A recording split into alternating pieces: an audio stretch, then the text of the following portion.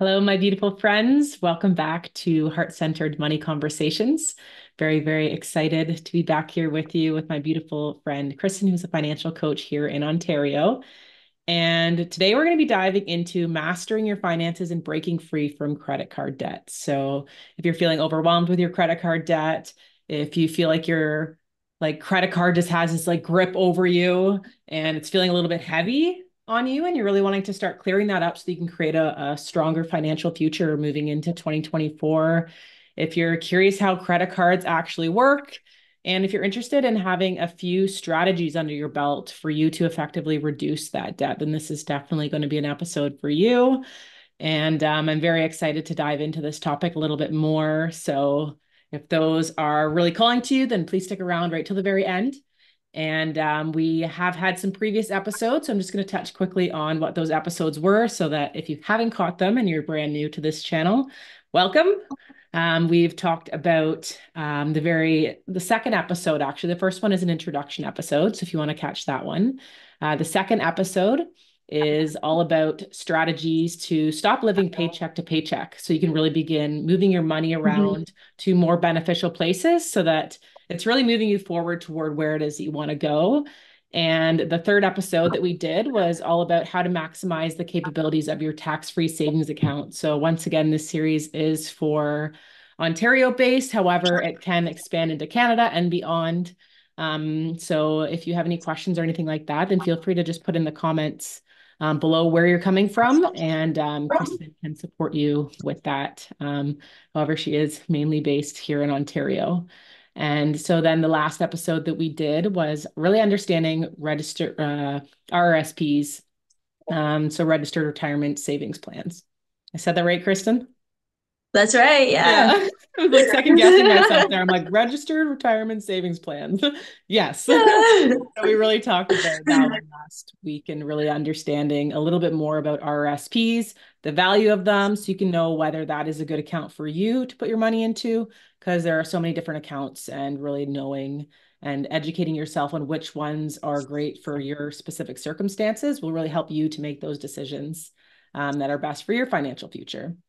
And so that is really our intention of this series, is really to help educate you on some of these financial concepts so that you can really feel empowered in your own decision making and not putting your power into other people or other professionals to make decisions for you. And so that you can really start shifting and pivoting the way that you're moving through the world when it comes to your finances so that you can start creating greater financial freedom for yourself, because I know that we live in a day and age where there are so many opportunities available for us to really be able to make money and create the lives that we want. And it's really about breaking that kind of the taboo pieces around money, how money's bad, all of this stuff where it's like, I really have this strong belief where it's like the more good people that have more money, the more amazing changes that we can make in this world. So that's really what this is all Totally. about. So without further ado, I'm going to hand it over to Kristen. And today we're going to be diving, like I said, into breaking free from credit card debt. So thank you for being here with me, Kristen. Yeah, I'm so excited about this topic because I feel like it's one that so many people can relate to. Yeah. And with credit cards, there's a lot to know. We know how to use them, right? Pretty easy, but we don't necessarily know how to manage them, which is so important. Again, something that we probably should have been taught in school. So I wanted to start off with just talking about the good things about credit cards. So, one is that having a credit card and paying it off regularly helps you build your credit. And to me, it seems kind of ironic that you need to have a credit card to build your credit because it's something that can cause you to have bad credit as well if you don't use it properly. But that's just how our society is, unfortunately. So, one good thing is if you are managing your credit card well, you can build up your credit, which, having a good credit score allows you to do different things like other getting maybe a line of credit if you're doing like say renovations for a house or getting a mortgage or even if you're looking to rent an apartment, sometimes they look at your credit score. There's so many different reasons why you would want to have a good credit score, and that's one way you can do it, is just like paying off your credit card regularly and using that credit card. And there's different ways to make sure that you don't get trapped into that credit card cycle because I think a credit card can be a trap if we're not managing it well, like I mentioned.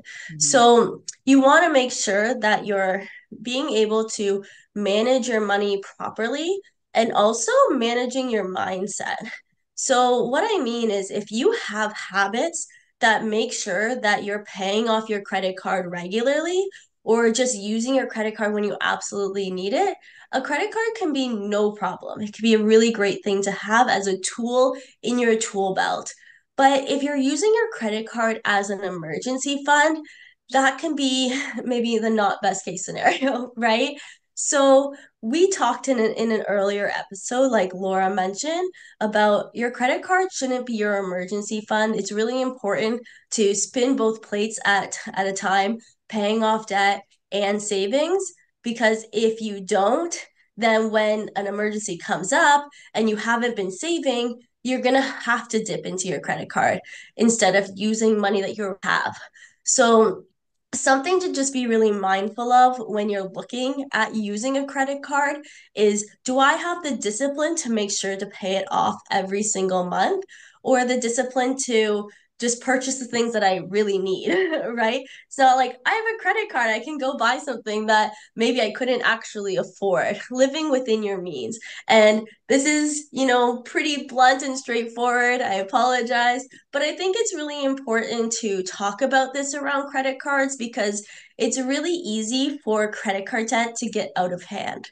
Mhm. So, another thing that I can recommend is, if you are buying something online, is using a prepaid card or a debit Visa card. I know most banks in Canada have those now, which is really great because then that's money that you actually have. Because the reality is, like, if you're using your credit card and you don't actually have the money to pay it off, that's how we get trapped into that cycle.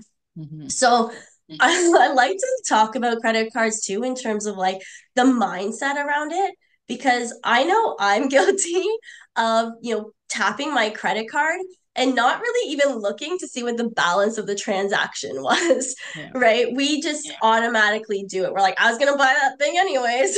So there's no concern in terms of like, is this gonna get approved? It's You're just throwing it on the credit card. But if Mhm. you actually looked at that balance, it helps you mentally process to see, okay, am I prepared to actually spend that amount? Because you pick up that item, you know how much it is, and that's one time of your mind saying, okay, I want to buy this item. But then when you're at the cash register and you're actually paying, it's another time for you to check in with yourself to say, yeah, I still want to buy this item, right? And Mhm. another, this is total side note, but I just thought of it, is another good thing that you can do is, if you are feeling kind of like overwhelmed around purchases, is if there's something you want to buy, wait a week before you actually buy it. Mhm. Because then if you still want it after a week, then you're like, okay, great. Yeah. I can do this. This is something I really want. It's not something that's unnecessary. Like, Mhm. we are so bombarded with ads and things on Instagram, like Amazon finds and Yeah. things like that. Yeah, that's a So good one, I Chris. I'm glad you mentioned that one because we are like even on Instagram and now with the algorithms and stuff too, like it picks up what we're saying and then feeds us those specific things. And we could be talking about all of these things. And it's like, yeah, we have all these dreams and these desires of things that we would want. But when it comes down to our finances and getting ourselves really rolling with having this abundance, and even once you have an abundance of money, there still has to be mindfulness there because I know we mentioned this on a totally, previous episode. It doesn't matter how much money you make, you can also spend more than that, right? So it really is about that mindfulness piece around it. And just to mention one other thing from what you said, it's like really in this topic, it's I'm assuming everybody is here because they're ready to take that radical responsibility for themselves and their own behaviors and their own actions and what got them to this place so that they can get them out of it, because we can put blame outside of ourselves on the banks and this and that and everything outside of ourselves. But really, the only way that we're going to get ourselves moving forward in any area of life, including finances, is really when we start really owning how we've showed up, whether it's conditioned beliefs that we've picked up from our family, wherever we kind of picked up these habits and stuff, like really taking that radical responsibility yeah. for ourselves. So I'm glad that you mentioned that right at the start as well. Yeah, that's really powerful, because the reality is that we learn our money habits mostly from our parents who learned Hmm. it from their parents. And if we were never taught how to manage our money, you have to figure it out for Yeah. yourself. It can be a very daunting process. Hmm. So, Yeah. absolutely. And the ego always wants to be So, right as well. So it's like checking the ego and being like, okay, I have a lot to learn in this area, right? Or else I would be where I yeah, actually want to be. So yeah, just wanted to kind of share that in there before we continue moving on with all of the other amazing stuff we're yeah. going to be chatting about. Yeah, that's beautiful. And it's like you can start anywhere. And I think one really good way to start is just understanding how a credit card actually works, which Mhm. might sound silly. You're like, I know how it works. I You buy tap something, and then I you put it have on my money. credit card, right? And then you're like, you're paying interest on it if you don't pay it off right away. Mhm. But if I were to say, Laura, you want to buy this pair of shoes, and today you can pay an extra 20% for this pair of shoes. Lucky you. Would you do it? You probably wouldn't buy the shoes, right? Because you're like, why would I pay 20% more than Mhm. what they actually cost? So, like, let me break that down a little bit better. So, say that you bought an item that was $100, but because the interest on your credit card, on average, they're about 20% annual. So basically, over the year, you pay 20%, and it's breaking up a little bit every single month. So if you don't pay off that item, that means you actually pay $120 for that item, which means that you're paying extra for every single thing that you buy. You're like, oh, but it was a good deal. But not really if you're going to have to pay interest on it. So Mhm. it's something that we don't really think about when we're making those actual transactions. Like we Mhm. might know, we're like, hey, I have to pay interest. But are we really thinking, like, what is the actual cost of this item to buy Mhm. it? Mhm. So I think that unfortunately, sometimes credit cards can be a trap, right? Yeah. I don't think it's really a secret, but most companies that have credit cards that whether it's like a department store or like a financial institution, they want you to stay in debt. Why?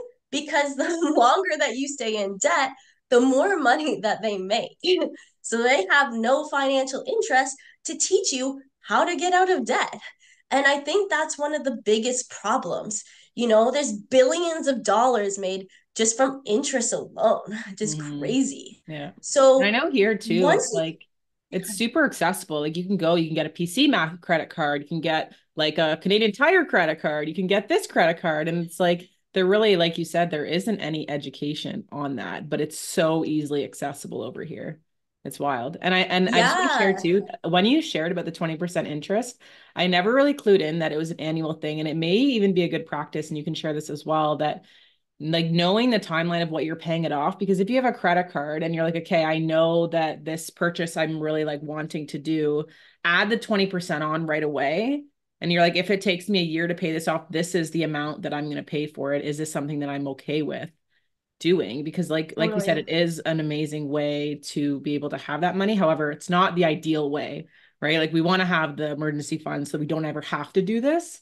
But just kind of Yeah, like knowing and making those conscious decisions, I feel are the best. But I know we talked about in the previous episode, and episode 2, I believe, about having that emergency fund so that you never even have to go into that situation around having a yeah. credit card and having to worry about that 20%, because 20% is a lot tacked on to It's a a lot. thing. Yeah.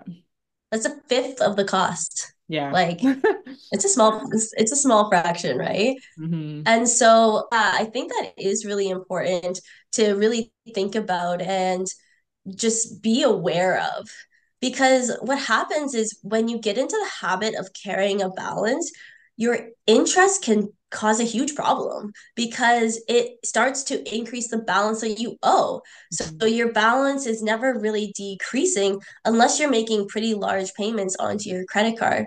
Like for example, if you're just paying the minimum payments, I actually looked at my credit card. I'm like, I really want to see, so you're just paying a little bit more than the interest, Yeah. right? So really it's not helping you get further ahead by just paying the minimum payments unless you have a strategy, which we'll kind of talk about because there are times where you should pay the minimum amount, but it's like knowing the process and knowing the plan. So Hmm. making sure that you're in the habit of paying it off consistency, like my partner has a credit card, but he pays it off every single month. He's like, it's all about the points. We're going to talk a little bit about the points. I have a lot to say about that. But, he pays it off regularly, so it's Yeah. not an issue. Yeah. But if you're not paying it off regularly, that interest is going to build and build and build and just makes your balance bigger and bigger and bigger, which makes it harder and harder to pay off, Yeah. right? Another thing about credit cards that a lot of people are not aware of is something that's called credit insurance or balance protection. I get really passionate about this area because a lot of the times these products get tacked onto our credit cards and we don't even know about it. Hmm. So, I'm going to share with you a little bit about how it works. Again, I just want to give you some information today, but like let me kind of explain how that works. So, with credit insurance, the idea is if you were to pass away, the credit card company will pay off your balance of your credit card, which in theory, you're like, sweet. A couple challenges. One is it's not proper insurance in the sense that your family doesn't get anything. The bank or whoever that person is that's the credit card company is just covering themselves, right? So your family doesn't benefit by getting a lump sum. The other thing is they do what's called post claim underwriting. So what happens is you get this credit insurance and you pay for it month after month for forever if you really want, right?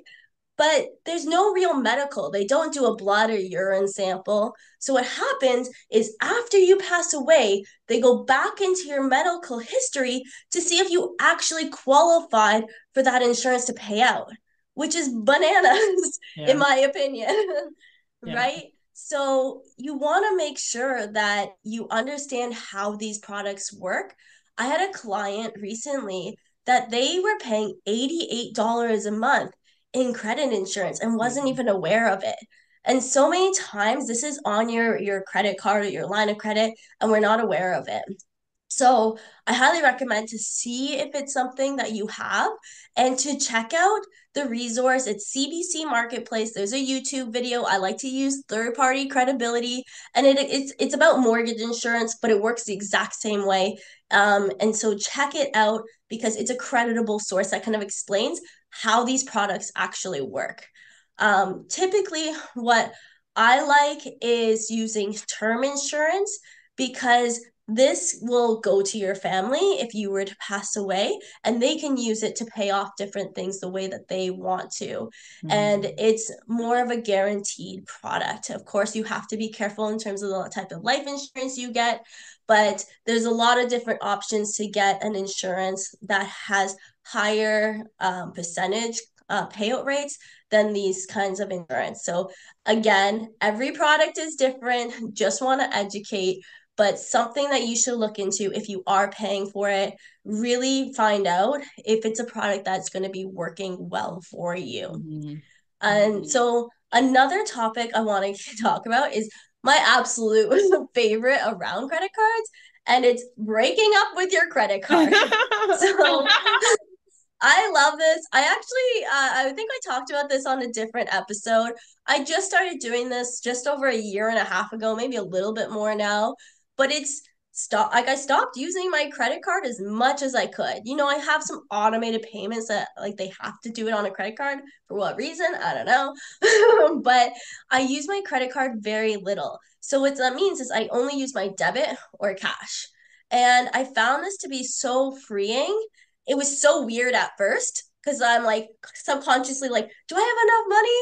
Guess what? I was putting money from my bank account to my credit card every single month, anyways. It was just a cycle of moving Mhm. money around, which doesn't really make a lot of sense Yeah. when we think about it. If I feel you're like paying there's off like your an credit card unconscious thing with that. Like even thinking for myself, like when I use my credit card, it's like it feels nice to not be paying for it right now. And I think Yeah, that's really it's interesting, just right? like a thing where it's like, oh, well, I know I'm not paying for it right now. So it feels lighter. Yeah, I don't know if absolutely. It's anybody like else feels that way with it, but just let me know in the comments if anybody else resonates with that. But we've been, excuse me, we've been trained almost to use our credit cards like yeah. instead of our debit cards. Like that's what they want us to do. Like they spend a lot of money on marketing. But it's so freeing when you stop using that credit card. Mhm. And I'm like, "Oh, debit. I feel so rich." Right? Like Yeah. I feel so good. I'm using my debit card, Yeah. right? But it's like you if you're paying off your credit card anyways, like you obviously have the money to be able to do that. And Hmm. even if you're like, oh, I'm not really in that position where like I'm using my credit card kind of as like a means to an end, then just do it as much as you can to start to get that habit.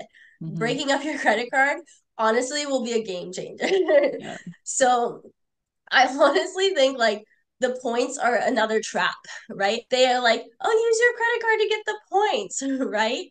But you can get some good things. You can use those points to get like products or trips or I don't know, like there's cash back. Tons of There's stuff. a Yeah. lot of different things now that you can get with your credit cards.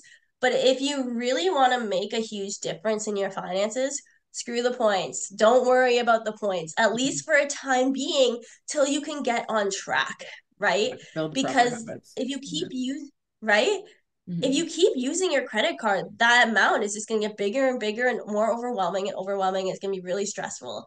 So take even a period of time where you stop using your credit card and only use your debit.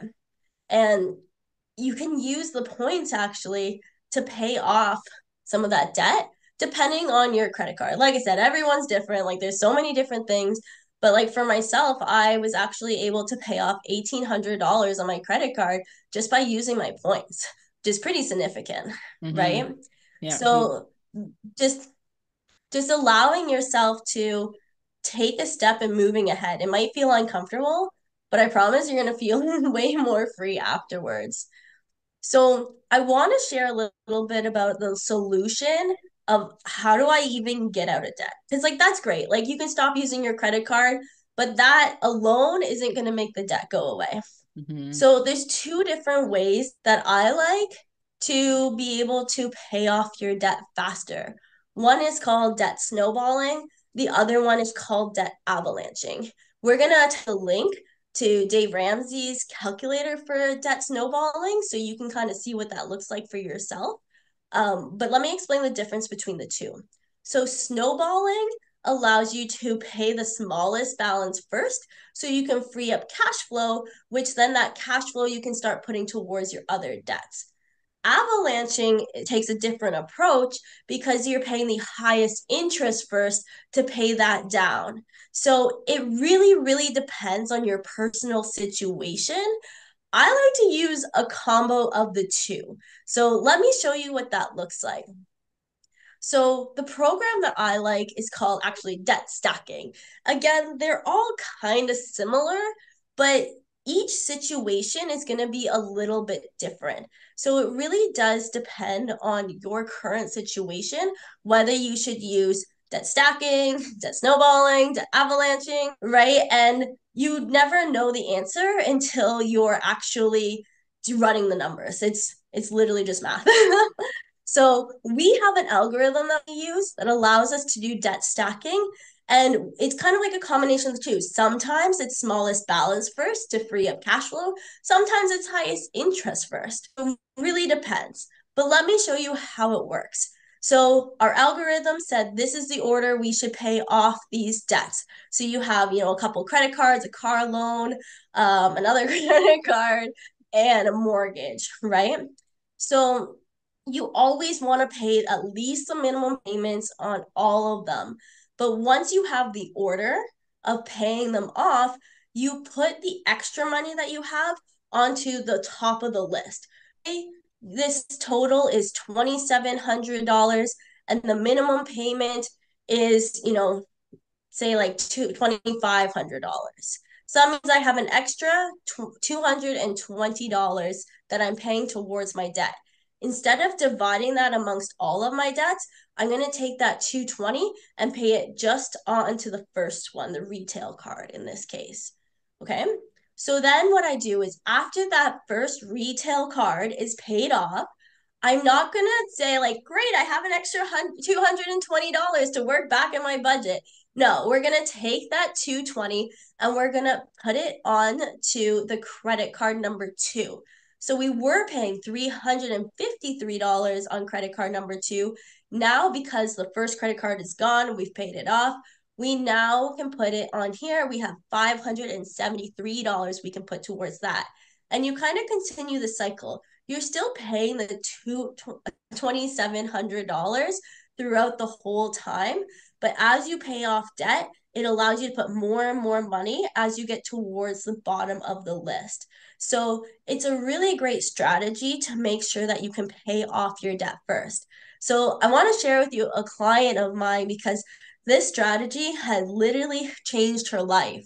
So she had about $102,000 in debt, and based off the calculations, she would be in debt for over 100 years. Like the strategies using just wasn't working. Like she had tried different things, and often what I hear from my clients is like, oh, I knew I could do something, but I couldn't quite figure it out. And that's okay because you weren't taught it in school, right? But with this strategy of debt stacking, we actually dropped it down to 5 years and 1 month that she'll get out of debt, which is so exciting because she told me, she was like, I felt so overwhelmed and I didn't know what to do and I don't feel that way anymore. And it could really help you release some of that negative emotion once you have a strategy in place. Mhm. So there's different ways to do it. I'm more than happy to connect. If you're like just want like a free debt plan, we can definitely do that because this is one thing you can do to help you propel in other areas as well, help you spin both of those plates of paying off debt and, starting to invest and save an emergency fund as well.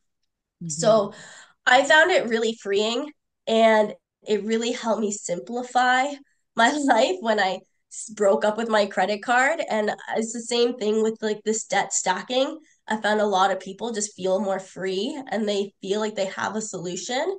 And Laura, I know that you have a really amazing story too around your debt. Do you mind sharing a little bit about that? Yeah. Well, when I look at debt, and this is from my experience, and I will share that, but when it comes to debt, chances are if we're using our credit card and it's getting out of hand, either we're kind of either not bringing in enough money or we're spending too much, right? And so in Yeah. that second episode, we did Kristen provided some strategies on how to be able to cut down on your spending and be more intentional on the spending so that you could really like cut that back so that you have more flow to be able to then pay towards your credit card. Or there's also that thing about being able to bring in more income. Because when I first switched into my own business, I went from working as a paramedic. So I had a solid income coming in. Like I was making really great money coming in every single 2 weeks. I think it was actually every week that I was getting paid because it was two services that I was working in. And my whole life, always receiving these paychecks because I was working as an employee. And so when I shifted from that into being an entrepreneur, I didn't gradually do it. So I didn't have this stable income. I sold real estate and stuff like that. So I had money there. However, I didn't change my actual spending habits. So over those years when I was kind of transitioning from being in my role as a paramedic, where I had all of that lucrative money coming in, to then transitioning into my own business, like I didn't have these financial skills to be able to then cut back on the stuff that I really didn't need. I was making a lot of emotional purchases and impulsive purchases. All of them, like there was value to them because it brought me forward in my business. However, looking back, there was definitely stuff that I could have been like, no, I could put this as a 3 year plan. I could put Mhm. this as a down the road type thing that I kind of invested into and stuff like that.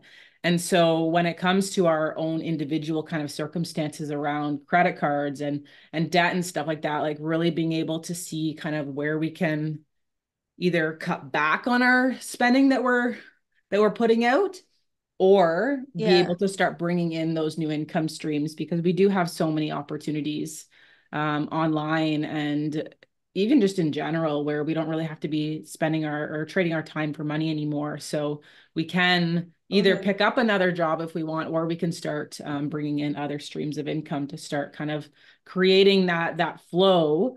And I found it really valuable with working with Kristen because it gave me that structure, like you said, and like learning these. Like you guys are like learning this stuff from this series, which I'm so grateful that Kristen's decided to come on here and share all of this stuff because I know it's changed my life in so many ways. And I hope that what you're kind of receiving from these videos are you're beginning to start seeing how this could kind of implement into your own life to kind of start moving yourself forward in different ways because there's many different strategies, many different ways of doing things. And it really is like just wrapping your head around it and getting excited about how you want to do it. That really does bring like Yeah. the most value to it. So I think also I really love how you said the way that you want to do it. Because if it's a plan that you can resonate with, you're gonna follow it through. 100%. If you have no reason as to why you should do this, you probably won't follow through with the plan and you'll end up being back in debt, right? Mm-hmm. So that's a really good way to say it. Yeah. Yeah, and I ended up doing like a combination of things like with Kristen and also doing a consumer proposal to be able to knock down some of the debt that I Mhm. accumulated over that time. And for me, that was what worked best for me. Obviously, there's different things that I had to take into consideration with that when it comes to my credit score and stuff like that. But there are so many different Mhm. options for us because I know that like credit card debt can suck when you're in a cycle where you're just like maybe you're working as many hours as you possibly can in your days and your weeks and you've got kids and this and that and the money just isn't coming in and you have these expenses like things are not cheap Yeah. to be able to do like Yeah. live life the way that maybe we've been conditioned or used to living our life, right? So it's definitely not a one Mhm. size fits all thing, so it's definitely individual to each person what's going to be the best for you to get out of your credit card debt. But we hope that with this episode, you can really see that it is possible for absolutely anybody to get out of it. It doesn't matter how much debt you have with your credit card. Like there's definitely strategies and ways, and even just the support, like having the emotional support there, being like, you know what, like Mhm. you're going to move through this, whether it takes you a couple months to pay off your debt, whether it takes you a year, whether it takes you like 3, 4, 5 years, it doesn't matter because it's like having that plan in place. I think another thing to consider is if you're in a partnership, is what your partner's habits are as well. Because I've seen situations where one person is really great at saving and the other one is not. And Yeah. typically it slides to the negative side rather than to the positive side. So, in terms of having that support, like having open communication with your partner and what your goals are, and helping them like work through a strategy together could really help make sure that you're able to kind of get through this because if one person continues spending and the other one's saving and paying for these habits, that can be a pretty bad cycle to get into as well. And I'm sure there's a lot around mindset with that too, Laura, that you may be able to touch on maybe even in another episode. But I think that's something to just like be aware of is like when you talk about support, is like having maybe somebody like a financial coach that can help you, but also having whoever has, opinions or touches your finance, like in your personal life, having that their support as well. 100%. Yeah. Is that something that you do with people? Is that you have it where they both come on the call with you to be able to go over this stuff? Yeah. So Yeah.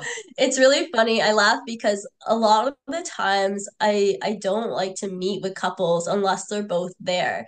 And some people find that a little bit frustrating, which I can understand. And like, if I can't get both of them together, I will meet with just one.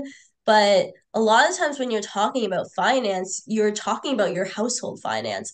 Like the For way I look at it is like if my partner was talking about my finances with somebody without me there, I'd be pretty freaking annoyed, right? I wouldn't be very happy about it. So it's like kind of a bit of a respect thing where I want them to be part of the conversation. But sure. two is like to have a fluent plan, you need to have both people part of that strategy. Hmm. So If your partner is just not going to be on board and you want to have a plan, then definitely like I would meet with them. But ideally, you do want to have both of them there because it's a conversation between all of us, right? Yeah, 100%. No, I Yeah, love. good question. Yeah. Yeah. Amazing. And so we have to kind of wrap up this episode. We have some invitations for you. And so this homework is always an invitation. So the first one is to check your credit card and line of credit statements to see if you are paying for credit insurance or balance protection, and educate yourself on what exactly that means, whether it is something that is of value for you, whether you are covered with it by, say, term insurance or life insurance, where you're kind of doing both and there's no point of doing both, you know? I know even for that in the beginning, when I first got my credit card when I was younger, I was paying for that for quite some time because I just agreed with things. I was like, yeah, sure. Like somebody said, when I got it at the bank, they said that that'd be a great thing. I'm like, sure, you know, but I never really got Yeah. educated on what it was. So I was paying for it for quite some time before I canceled it. Right. So just checking to see if that is something And you have. another thing, I'll just add a quick note before you go through the rest of the homework is if you do have credit insurance and you are planning to cancel it, sometimes you can call the institution. If you like, if they put it on and you didn't even know you had it, you can call them and say, I want a refund for the money that I've spent on this. And some institutions will do that for you. Some are like, too bad, but some I will had give you that a happen refund. So that and they refunded it for me. yes, Yeah. I love that, right? Mhm. So that puts more money into your pocket too, that you can take that money they refund you and put it onto your credit card. For It's sure. a Yeah. win-win. Yeah, yeah, there definitely has to be more education around the things that you're doing. And also like at that point too, like I wasn't like looking back, I'm like, I could have taken ownership for that and asked more questions to understand what I was agreeing to as well. So it is kind of that balance between the institutions not educating, but then us not really being empowered and asking questions as well. It's kind of in our conditioning as well, where it's like, sit down, be the quiet one, don't ask too many questions, don't bother people. So it's very ingrained into us to not like be as forward in asking these questions to make these decisions and be critical thinkers. So it is kind of the balance between those, but Yeah, definitely it's a good something. point. So check that out. Next invitation is to find out whether you can use points to pay off your card. I thought that was brilliant when Kristen said that. I was like, oh my goodness, for many years I was saving up for all these trips and all of this stuff. And it was like, man, if you could just take that lump sum and then pay it off toward your card and then take that money and then start saving it so that you can do the travel anyway, you know, or get your habits under control so you can use your credit card in a manageable way where you're paying it off every single month to be able to do that. Then there's many ways Yeah. around that. So the second one is to see if you can use your points to be able to pay off some of your card. The next one is, if you're open to it, commit to using your debit card and your cash and no longer using that credit card, you know, even taking it out of your wallet, you know, if it's not there or if it's not on your Apple Pay, to just simply tap, then you won't be able to. Right? So it's just that Yeah. getting rid of the accessibility of it so that you don't fall into that habit that you've kind of created. So you can start reprogramming a different way of being for yourself that feels better to you. And if you're open to it, you can also do some more research on debt snowballing, debt avalanching. You can book a call with somebody like Kristen to be able to help you to determine what is the best one. And I know when I did it with Kristen as well, it didn't really make sense logically to me the way that it worked, but the algorithms know the percentages and all of this stuff. So it really puts it in a Yeah. way that is the best for you. So it is a really great idea to do Yeah. that. And leaving this episode, like what are two action steps that you see would be valuable for you to get on top of your credit card? And we would love to support you Mm. in that. So if you want to comment that down below, we can cheer you on along that Yeah. journey. And we're super grateful that Love you're here that. with us. Anything else, Kristen? No, I think that's it. I'm just so glad that we could just provide some of that insight around credit cards and maybe some strategies to help you battle those credit cards. Yeah. And I'd love to hear in the comments what you got most out of this episode. Mhm. Amazing. And we will see you on the next one. Oh. Thanks so much, Kristen. Thanks so much, everybody that's here with us. We appreciate Perfect. you. Thanks. Bye. Bye.